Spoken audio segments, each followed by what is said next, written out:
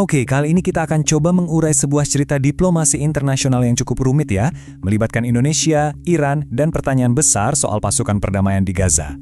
Yuk, langsung kita bahas. Semuanya ini kan berawal dari satu pertanyaan yang bikin heboh banget. Beneran nih Indonesia mau kirim pasukan ke Gaza?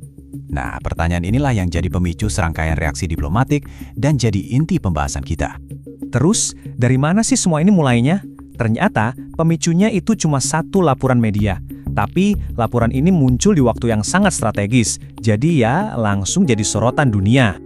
Oke, kita mulai dari akarnya dulu ya. Semuanya ini dipicu oleh sebuah laporan dari media Israel. Kita akan bedah klaim awalnya ini, biar kita paham kenapa berita ini dampaknya bisa sebesar itu. Jadi, yang pertama kali ngeluarin berita ini adalah media Israel bernama Han. Laporannya itu bukan cuma bilang Indonesia bakal partisipasi, tapi juga mengklaim kalau Indonesia akan jadi negara pertama yang mengirim pasukan. Nah, yang bikin makin panas, waktunya itu pas banget, persis sebelum ada pertemuan penting di Washington. Jelas ini nambah bobot politis dari klaim tersebut. Berita segede ini tentu aja langsung dapat perhatian dari negara-negara lain di kawasan itu.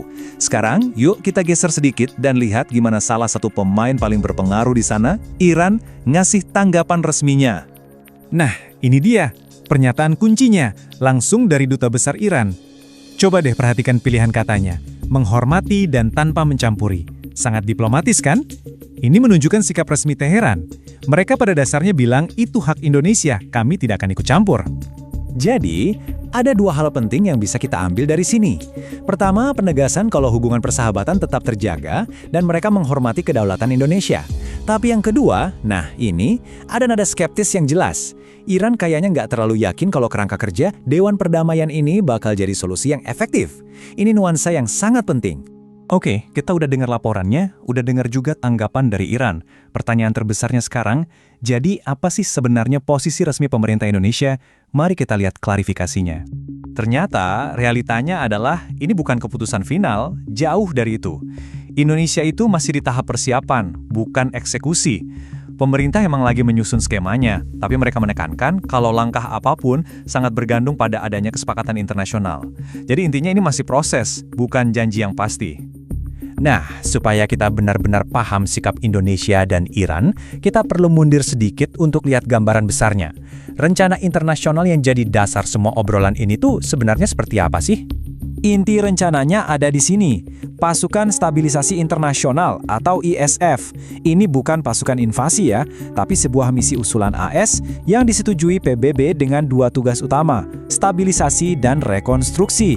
Semuanya akan diawasi oleh sebuah badan yang disebut Dewan Perdamaian atau Board of Peace.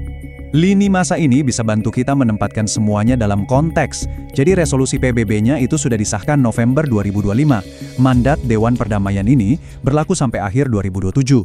Dan tanggal kunci berikutnya adalah pertemuan di Washington tanggal 19 Februari 2026 yang kemungkinan akan memberikan lebih banyak kejelasan. Baik, kita sudah bahas laporannya, reaksinya, dan konteks besarnya. Sekarang, yuk kita rangkum di mana posisi semua pemain utama dalam cerita ini saat ini. Secara singkat posisinya begini, Indonesia sedang dalam mode persiapan yang hati-hati.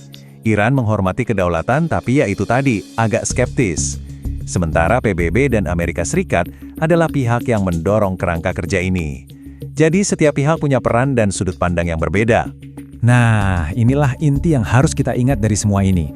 Ada jurang yang cukup lebar antara kehebohan di media dengan realitas diplomasi di lapangan.